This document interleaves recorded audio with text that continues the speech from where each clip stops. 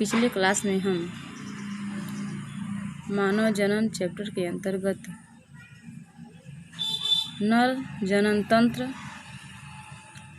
के primary reproductive organ या प्राथमिक जनन अंग या मुख्य जनन अंग वृषण पर चर्चा कर चुके हैं। अब आज की क्लास में हम सहायक जनन अंग या एसेसरी रिप्रोडक्टिव ऑर्गन पर चर्चा करेंगे। देखिए, सहायक जनन अंग और मुख्य जनन अंग। तो जो मुख्य जनन अंग होता है वह मुख्य रूप से क्या करता है कि जनन प्रक्रिया में भाग लेता है, लेकिन उसके साथ साथ कुछ ऐसे भी अंग होते हैं जो जनन प्रक्रिया में क्या करते हैं, सहायता करते हैं। तो इनमें पहला है अधिवृषण, एपिडिडाइमिस। तो अधिवृषण जो है वह नर जनन तंत्र का सहायक जनन अंग है जो जनन में सहायता करता है।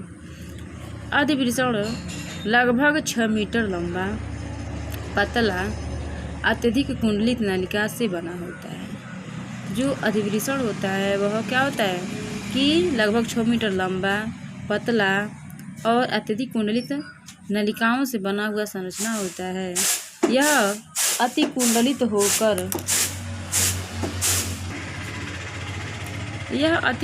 होकर लगभग 4 सेंटीमीटर लंबी चपटी कामे के आकार की संरचना बनाती है।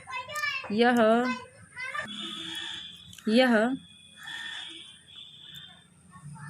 अति कुंडलित होकर चपटी कामा के आकार की संरचना बनाती है और वृषण के अग्र, पश्च तथा भीतरी भागों से चिपकी रहती है। अर्थात यह वृषण के अग्र, पश्च और भीतरी भाग से क्या होती है, चिपकी रहती है। इसे 3 स्पष्ट भागों में बांटा गया है। अर्थात अधिवृषण को 3 स्पष्ट भागों में बांटा गया है। पहला है कायपट एपिडिडाइमिस। कायपट एपिडिडाइमिस या ग्लोबस मेजर, जो मुख्य रूप से अधिवृषण के शीर्ष या प्रारंभिक भाग बनाती है।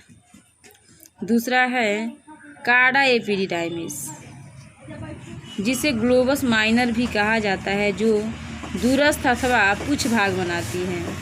तीसरा है कार्पस एपिडिडाइमिस। तीसरा भाग है कार्पस एपिडिडाइमिस, जो मध्य भाग अथवा काय बनाती है। तो कायपट एपिडिडाइमिस अधिवृषण के अग्रभाग या शीर्ष भाग को बनाने का कार्य करती है। जो कार्डा एपिडिडाइमिस है उसके मध्य भाग, दूरस्थ या पुच्छ भाग बनाने का कार्य करती है। और कार्पस एपिडिडाइमिस है तो उसके मध्य भाग या उसके बॉडी, शरीर, काय का निर्माण करती है। अब देखिए, कार्डा एपिडिडाइमिस है तो उससे लचीले पेशीय तंतु निकल करके वृषण से जुड़े रहते हैं। इन तंतुओं को क्या कहा जाता है, गुबर नाइकुलम कहा जाता है। तो जो कार्डा एपिडिडाइमिस वाला भाग है उसे लचीले पेशीय तंतु जैसी संरचनाएं निकली होती हैं, जो किसे लगी रहती, किसे उससे जोड़े रहती हैं, वृषण कोश से जोड़े रखती हैं। इन्हीं तंतुओं को क्या कहा जाता है, गुबर नाइकुलम कहा जाता है।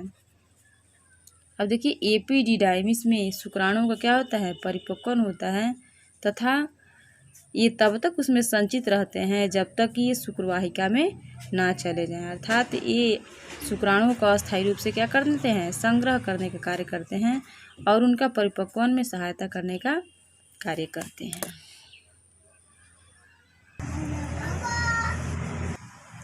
अब अगली सहायक जनन अंग क्या है, शुक्रवाहिनी। अर्थात अगला सहायक अंग शुक्रवाहिनी, वास डिफरेंस और डक्ट डिफरेंस है।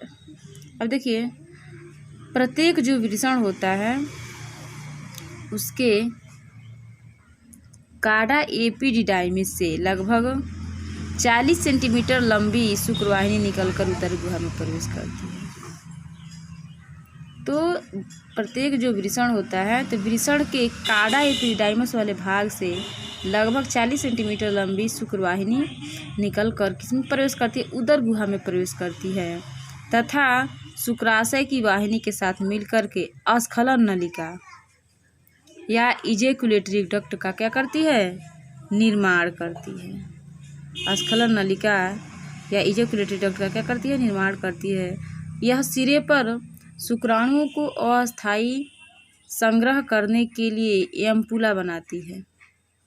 शुक्रवाहिनी की पेशीय भित्ति में तरंग गति के कारण शुक्राणु शुक्रवाहिनी में आगे बढ़ते हैं। अब देखिए, तो यह क्या करती है? जो शुक्रवाहिनी नलिका होती है यह क्या करती है? शुक्राणुओं को अस्थायी संग्रह करने के लिए क्या करती है? एम्पुला बनाती है, एक थैली नुमा संरचना बनाती है जिसमें शुक्राणु कुछ समय के लिए क्या होते हैं? संग्रह रहते हैं, उसमें संग्रह होते रहते हैं। अब देखिए, शुक्रवाहिनी जो नली होती है उसके जो पेशीय भित्ति होती है उनमें बहुत तरंग गति उत्पन्न होता है और उन्हीं तरंग गति के कारण जो शुक्राणु होते हैं वह कहाँ? शुक्रवाहिनी में क्या होते हैं? आगे बढ़ते रहते हैं, अर्थात उनमें गति लाने के लिए क्या करते हैं? ये गति उत्पन्न करते हैं जिससे वो आसानी से आगे बढ़ सके, जा सके। अब अगली संरचना है अस्खलन वाहिनी या इजैकुलेटरी डक्ट। देखिए अस्खलन नलिका क्या है? देखिए, शुक्राशय से निकलकर दो छोटी लगभग 2 सेंटीमीटर लंबी पतली भित्ति वाली वाहिनियाँ प्रोस्टेट ग्रंथि से होकर मूत्र मार्ग में खुलती हैं जिन्हें अस्खलन वाहिनियाँ कहते हैं। अब देखिए, शुक्राशय से निकलने वाली 2 सेंटीमीटर लंबी नलिका जो उनकी भित्तियाँ पतली होती हैं वे प्रोस्टेट ग्रंथि से होकर मूत्र मार्ग में खुलती है। इन्हीं हम क्या कहते हैं? इजैकुलेटरी डक्ट या अस्खलन वाहिनी कहते हैं। अब देखिए, मूत्र मार्ग जो होता है लगभग कितना होता है? 20 सेंटीमीटर लंबा होता है। मूत्र मार्ग जो होता है वो लगभग 20 सेंटीमीटर लंबा होता है और मूत्र मार्ग से ही मूत्र शुक्राणु शुक्राशय स्राव प्रोस्टेट तथा काउपर्स ग्रंथि के स्राव क्या होते हैं? बाहर निकलते हैं। अर्थात मूत्र मार्ग के द्वारा ही मूत्र शुक्राणु शुक्राशय का स्राव प्रोस्टेट तथा काउपर्स ग्रंथि के स्राव क्या होते हैं? बाहर निकलते हैं। अब अगला अंग है, सहायक जनन अंग है शिश्न पेनिस। अब देखिए, शिश्न जो होता है यह बेलनाकार हर्षण इरेक्टाइल सीधा नर मैथुनांग है। नर मैथुनांग से मतलब है कि ये नर का वह भाग है, नर के जनन अंग का वह भाग है जो मैथुन क्रिया में कॉपुलेशन में क्या करता है? सहायता करता है। इसलिए इसको क्या कहा जाता है? नर मैथुनांग या कॉपुलेटरी ऑर्गन कहा जाता है। अब देखिए, इस पर त्वचा का पतला आवरण होता है, इस पर त्वचा का पतला आवरण पाया जाता है। यह इसके शिश्न मुंड पर मूत्रोजनन छिद्र खुलता है। अर्थात शिश्न मुंड जो होता है इसका, अर्थात इस शिश्न का जो शीर्ष भाग होता है जिसे क्या कहा जाता है? शिश्न मुंड कहा जाता है, जिस पर मूत्रोजनन छिद्र खुलता है। शिश्न का शीर्ष भाग क्या कहलाता है? शिश्न मुंड कहलाता है।